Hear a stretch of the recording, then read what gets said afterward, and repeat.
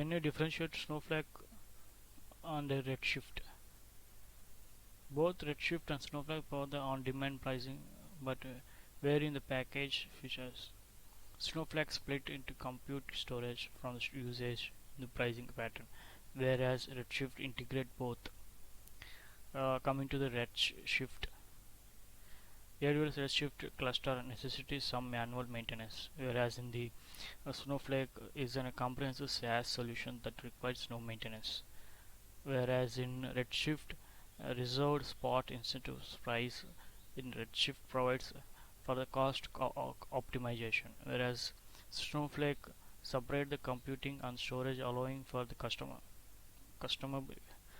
pricing on setups. Snowflake uses real-time auto scaling, whereas in Redshift, on the other hand, involve additional and removable nodes in other on the scales. Where in Redshift offers flexible customized security strategies, whereas Snowflake provides always encrypted with strict security checks.